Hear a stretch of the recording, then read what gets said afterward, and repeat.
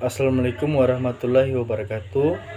Baik, terima kasih atas waktunya. Hari ini saya akan memaparkan materi tentang UML atau Unified Modeling Language. Ini adalah topik yang sangat penting dalam pengembangan software modern. Jadi, mari kita mulai presentasi hari ini.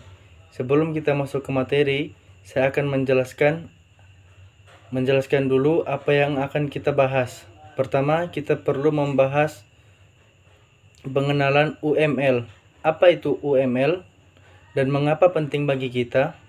Kedua, kita akan melihat sejarah singkat UML, bagaimana UML ini bisa terbentuk.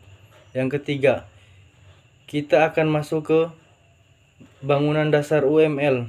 Ini adalah bagian terpenting karena kita akan mempelajari komponen-komponen fundamental UML. Dan yang terakhir, kita akan membahas pembuatan UML. Bagaimana langkah-langkah praktis membuat UML. Baik, sekarang kita mulai ke materi pertama. Jadi, apa sebenarnya UML itu? Saya yakin beberapa dari Anda mungkin sudah pernah mendengar istilah UML ini. Tapi mari kita perjelas definisinya. UML atau Unified Modeling Language adalah metode pemodelan visual yang kita gunakan untuk merancang sistem berorientasi objek. Kalau saya jelaskan dengan bahasa yang lebih sederhana, UML ini adalah bahasa standar untuk membuat blueprint sebuah software. Jadi, bayangkan kita seseorang arsitektur mau membangun gedung. Dia butuh blueprint kan? Nah, UML ini adalah blueprintnya para software atau developer. UML berfungsi sebagai bahasa standar untuk visualisasi sistem kita. Berikutnya tools untuk perencangan dan pendokumentasian. Berikutnya media komunikasi antar tim developer dan stakeholder. Lalu, mengapa kita perlu UML? Pertama, UML memberikan bahasa pemodelan visual yang bisa dipahami oleh berbagai macam pemrograman. Jadi, tidak peduli Anda pakai Java, Python, atau PHP, UML-nya tetap sama. Kedua, UML menyatakan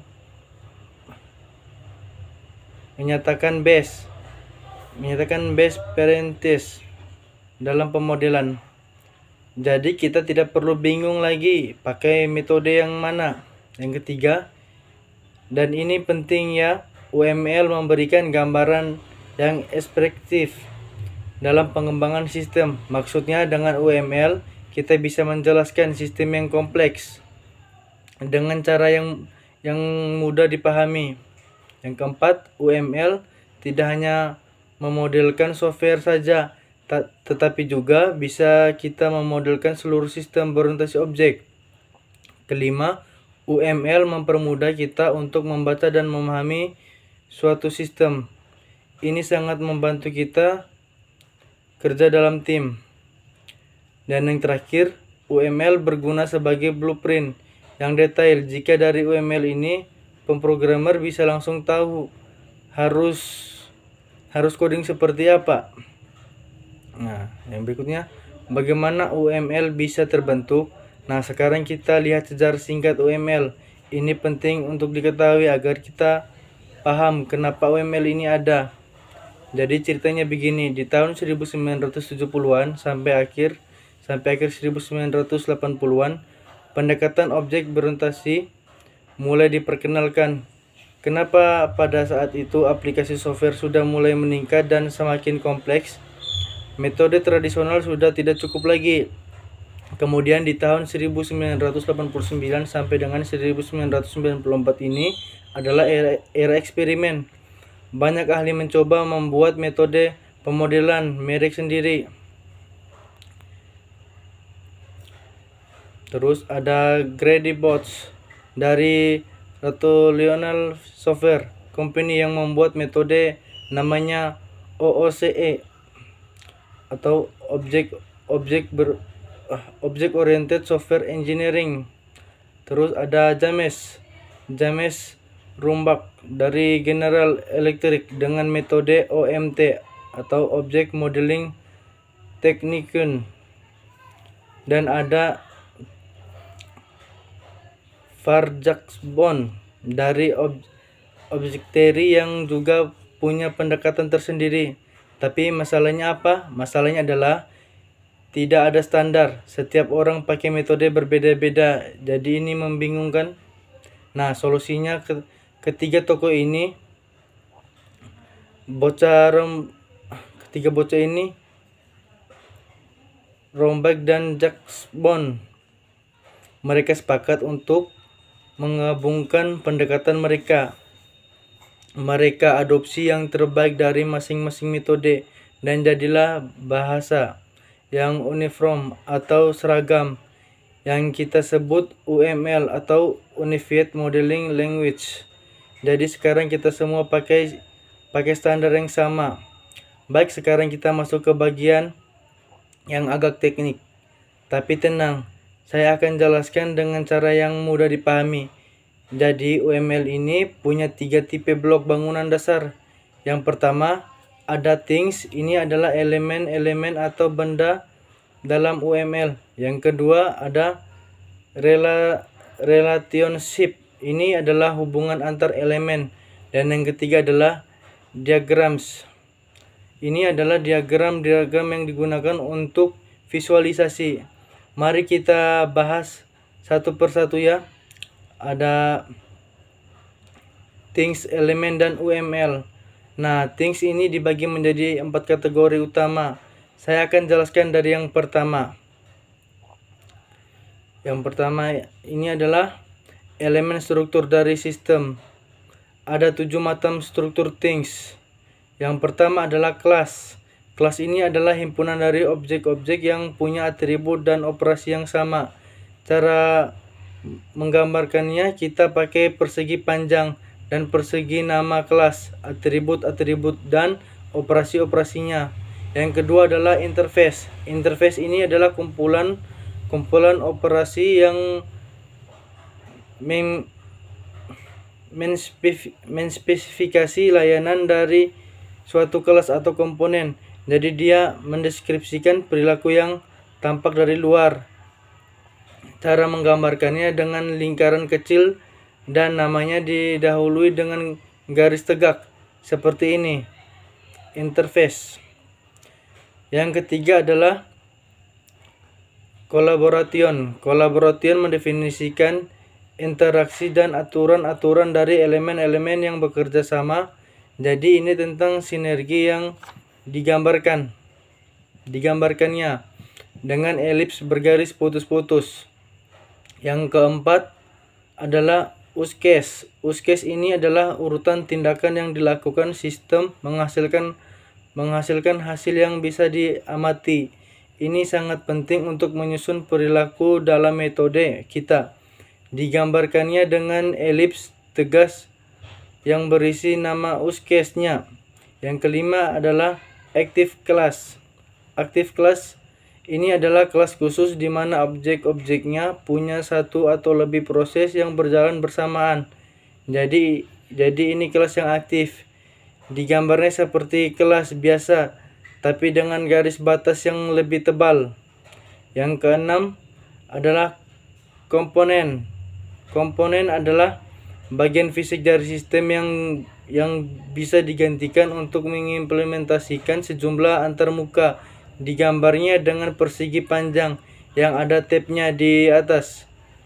Dan yang ketujuh adalah node. Node adalah elemen fisik yang eksis saat aplikasi dijalankan. Ini mencerminkan sumber daya komputer seperti service atau database. Digambarnya sebagai kubus berisi nama. Yang kedua, behavioral things atau benda perilaku. Nah, sekarang kita masuk ke behavioral things. Ini adalah elemen-elemen yang menggambarkan perilaku sistem. Ada 2 macam. Yang pertama ada interaction. Interaction ini adalah perilaku yang mencakup himpunan pesan-pesan untuk menyelesaikan suatu fungsi tertentu. Jadi dia terdiri dari pesan-pesan urutan aksi dan link antar objek. Digambarnya dengan tanda panah tegas. Biasanya ada nama operasinya. Yang kedua adalah state machine. State machine ini mengspesifikasikan keduanya, suatu objek sepanjang waktu dalam menanggapi event-event yang terjadi.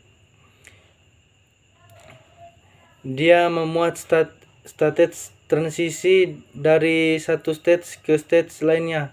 Event yang memicu transisi dan aktivitas sebagai tanggapan digambar sebagai persegi panjang dengan sudut-sudut yang melengkung. Yang ketiga adalah grouping things. Ini sederhana. Grouping things cuman ada satu, yaitu package. Package ini berguna untuk menyederhanakan model yang rumit. Jadi ketika sistem kita kompleks, kita bisa kelompokkan elemen-elemen dalam package. Misalnya kita kelompokkan model-model subsistem dan subsistem. Yang keempat, annotation things. Dan yang terakhir dari things adalah annotation things, yaitu node. Node ini adalah komputer yang bisa kita tambahkan untuk memperjelas fungsi dan ciri-ciri tiap elemen dalam modul UML kita. Jadi kayak catatan tambahan gitu. Baik, ini tentang things. Sekarang kita akan masuk ke komponen kedua, yaitu relationship, hubungan antar elemen. Relationship ini penting ya, karena dalam sistem kita elemen-elemen pasti saling terhubung. Ada 4 tipe relationship dalam UML. Pertama ada dependency. Ini adalah hubungan ketergantungan, jadi satu elemen bergantung pada elemen lain. Yang kedua, association. Ini adalah hubungan struktur antar objek, hubungan yang lebih permanen. Yang ketiga, generation. Ini adalah hubungan warisan atau interface, jadi ada parents class dan child class. Dan yang keempat adalah realizaton. Ini adalah hubungan antar spesifikasi dan implementasi. Jadi ada 4 tipe relationship. Ini kita bisa menggambarkan berbagai macam hubungan dalam sistem kita. Nah, sekarang kita sampai di bagian diagrams. Ini adalah bagian yang paling sering digunakan dalam praktek. UML punya 9 tipe diagrams yang akan menjelaskan satu persatu. Diagram struktur atau statis. Pertama-tama ada diagram yang bersifat statis atau struktural. Yang pertama, kelas diagram. Kelas diagram ini adalah diagram yang paling sering dipakai. Kelas diagram memperhatikan kelas-kelas interface, kolaborasi, dan relasi-relasinya. Ini bersifat statis karena menggambarkan struktur bukan perilaku. Yang kedua, objek diagram. Objek diagram ini memperlihatkan objek-objek dan relasi antar objek. Dia menunjukkan properti statis dari segala sesuatu yang ada di kelas diagram. Jadi ini lebih detail dari kelas diagram. Yang ketiga ada komponen atau diagram. Komponen diagram menunjukkan organisasi dan keberuntungan pada komponen-komponen yang sudah ada. Ini berhubungan era dengan kelas diagram. Yang keempat, deployment diagram. Deployment diagram menunjukkan konfigurasi saat aplikasi dijalankan atau saat runtime. Jadi dia membuat node beserta komponen-komponen yang ada di dalamnya. Diagram behavioral atau dinamis. Sekarang kita masuk diagram yang bersifat dinamis atau behavioral. Yang kelima, use case diagram. Use case diagram menunjukkan himpunan use case dan aktor-aktor ini berfungsi untuk mengorganisasikan dan memodelkan perilaku sistem yang dibutuhkan oleh pengguna. Ini biasanya diagram pertama yang kita buat. Yang keenam, sequence diagram. Sequence diagram menentukan pada pengirim pesan dalam waktu tertentu. Jadi dia menunjukkan urutan interaksi dari waktu ke waktu. Ini sangat membantu untuk memahami flow komunikasi antar objek. Yang ketujuh, collaboration atau diagram. Collaboration diagram adalah diagram interaksi yang menemukan organisasi struktur dari objek-objek yang menerima dan mengirim pesan. Ini mirip dengan sequence diagram tapi fokusnya berbeda. Yang kedelapan, Statsher diagram. Statsher diagram memperlihatkan stage pada sistem, transisi, event, dan aktivitas. Ini sangat penting untuk mendalam sistem-sistem yang reaktif. Yang kesembilan, activity diagram. Dan yang terakhir adalah activity diagram. Ini memperlihatkan aliran dari aktivitas ke aktivitas lain. Diagram ini sangat mirip dengan flowchart sehingga mudah sekali untuk dibaca dan dipahami. Jadi itu dia 9 tipe diagram dalam UML. Praktik, kita tidak harus pakai semuanya, kita pilih yang sesuai dengan kebutuhan proyek kita. Yang berikutnya, pembuatan UML, yaitu ada langkah-langkah praktis. Baik, sekarang pertanyaannya, bagaimana cara membuat UML di dalam praktek? Saya akan jelaskan 5 langkah praktis yang bisa Anda ikuti. Langkah pertama, membuat function requirement. Langkah pertama adalah membuat function requirement. Ini adalah tahapan yang paling awal. Di sini kita membuat deskripsi tentang sistem apa yang kita buat. Deskripsinya tidak harus formal kok, bahkan bisa ditulis tangan ya. Yang penting jelas. Yang harus kita deskripsikan adalah sistem apa yang akan kita buat, bagaimana alur programnya. Contohnya begini, kita mau membuat aplikasi web untuk sistem informasi pembayaran mahasiswa. Fiturnya apa saja? Yang pertama, menginput data pembayaran mahasiswa. Yang kedua, membuat laporan data pembayaran dan fitur-fitur lainnya. Jadi kita tulis dulu requirements-nya apa saja, ini fondasi kita. Langkah kedua, membuat use case diagram. Setelah requirements jelas, langkah kedua adalah membuat use case diagram. Di diagram ini kita tentukan siapa aktornya dan apa use case-nya.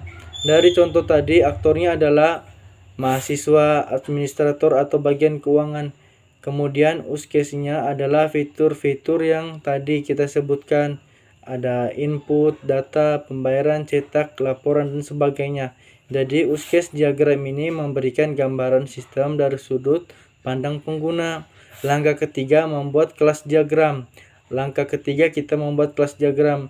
Di sini kita akan mengklarifikasikan kelas-kelas apa saja yang akan kita buat beserta atribut-atributnya.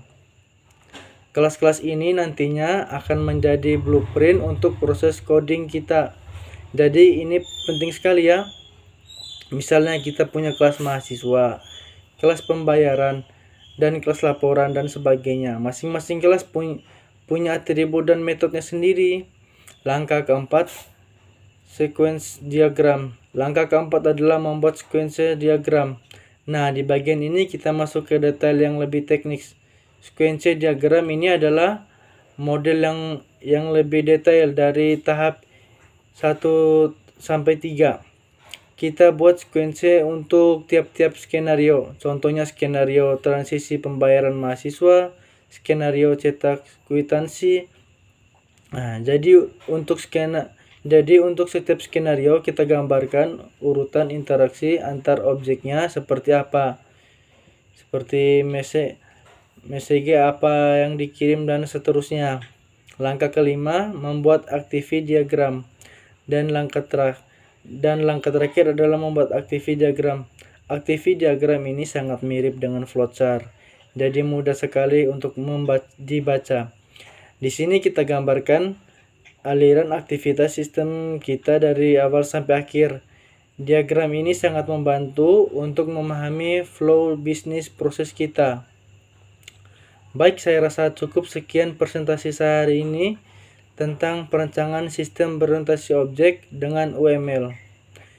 Saya harapkan penjelasan saya tadi bisa memberikan gambaran yang jelas tentang apa itu UML, mengapa penting dan bagaimana cara menggunakannya. Terima kasih atas perhatiannya. Assalamualaikum warahmatullahi wabarakatuh.